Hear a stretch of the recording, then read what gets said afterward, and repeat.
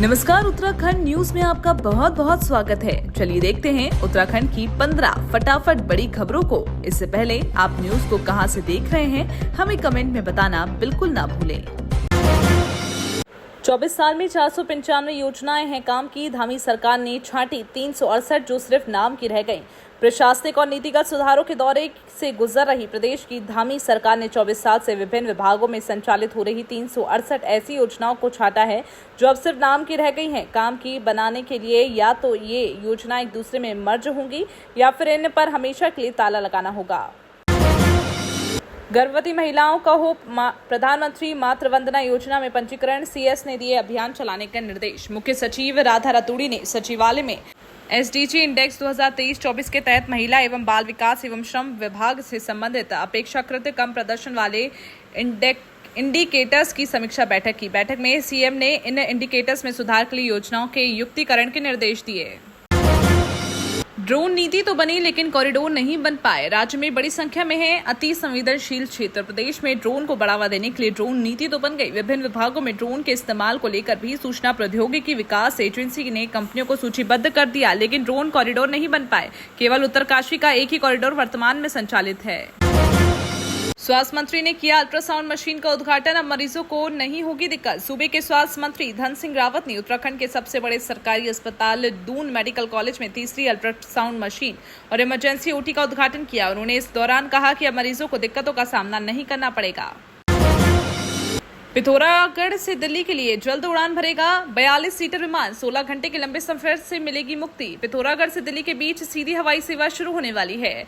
Alliance air के 42 seater विमान ने नैनी सैनी एयरपोर्ट पर सफल ट्रायल लैंडिंग की। इसने नियमित हवाई सेवा की उम्मीद फिर से जग गई। इस सेवा के शुरू होने से यात्रियों को 16 घंटे के लंबे सफर से मुक्ति मिलेगी और पर्यटन को बढ़ावा भी मिलेगा।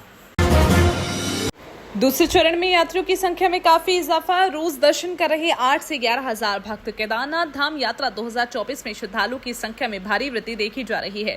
पहले चरण के बाद दूसरे चरण में प्रतिदिन 8 से 11 हजार के बीच यात्री बाबा केदार के दर्शन कर रहे हैं। अब तक 12,60,000 से अधिक के यात्री दर्शन कर चुके हैं। यात्रियों की संख्या बढ़ने से यात्रा पड़ावों पर रौनक दिख रही है। अब 42 करोड़ से होगा केंची धाम का सौंदर्यीकरण। पार्किंग, हेलीपैड और ध्यान केंद्र के साथ बनेगा ब्रिज। केंची धाम का 42 करोड़ से सौंदर्यीकरण होगा। पूर्व में सौंदर्यीकरण के लिए 28 करोड़ की धनराशि शासन से स्वीकृत हो चुकी है, लेकिन धाम में पार्किंग निर्माण, हेलीपैड, ध्यान केंद्र और ब्रिज के निर्माण के साथ अन्य विकास कार्यों के लिए लागत अधिक आएगी। प्रीपेड मीटरों के विरोध में जलाया प्रदेश सरकार का पुतला। सर्कल कार्यालय पर प्रदर्शन। नए प्रीपेड स्मार्ट विद्युत मीटर लगाने के लिए सर्वे से कांग्रेसी भड़क उठे हैं। उन्होंने बिजली के निजीकरण का आरोप लगाते हुए ऊर्जा निगम के सर्कल कार्यालय पर जोरदार प्रदर्शन किया और अधीक्षण अभियंता के मौजूद न मिलने पर आक्रोश जताया। लोक निर्माण विभाग की सड़क पर हुए अतिक्रमण पर गरजी जेसीबी। लोगों ने अभियान का विरोध किया। लोक निर्माण विभाग ने प्रशासन के साथ कार्रवाई करते हुए बृहस्पतिवार को टांडा तराहे से सरवर खेड़ा तक अपनी भूमि से अतिक्रमण को जेसीबी से ध्वस्त कर दिया। इस दौरान कई दुकानदार स्वयं ही अपने स्तर से अतिक्रमण हटाने में जुट गए।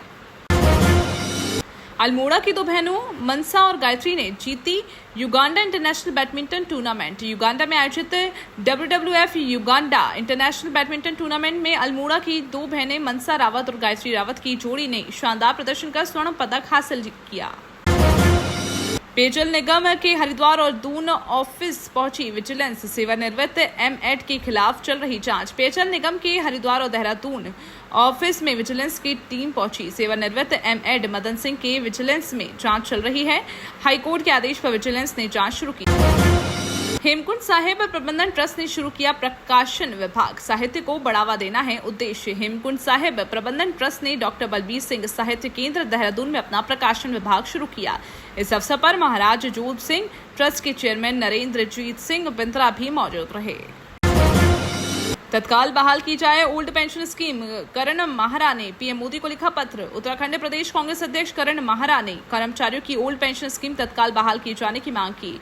इसके लिए करण माहरा ने पीएम मोदी को एक पत्र लिखा। प्रधानमंत्री को लिखे पत्र में करण ने कहा कि लंबे समय से सरकारी कर्मचारी ओल्ड पेंशन स्कीम बहाली की मांग करते आ रहे हैं। कर्मचारियों की मांग पर देश के कुछ राज्यों जिसमें राजस्थान, हिमाचल प्रदेश, छत्तीसगढ़, पंजाब द्वारा ओल्ड पेंशन स्कीम को बहाल भी किया गया है।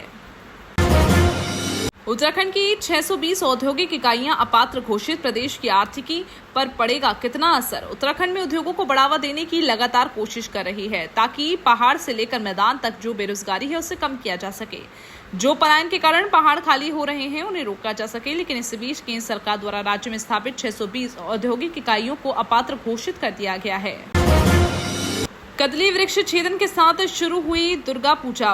उधम सिंह नगर में कदली वृक्ष छेदन के बाद दुर्गा पूजा का पहले चरण की पूजा की शुरुआत कर दी गई। सार्वजनिक दुर्गा पूजा समिति के द्वारा दुर्गा मंदिर दिनेशपुर में देवी दुर्गा मां की झांकियों के साथ हरिचंद गुरुचंद मंदिर से पूरे दिनेशपुर नगर कर परिक्रमा करने के साथ दुर्गा मंदिर प्रांगण तक क्षेत्र के तमाम जनप्रतिनिधि और मां के भक्तों के द्वारा एक शोभा यात्रा निकाली गई।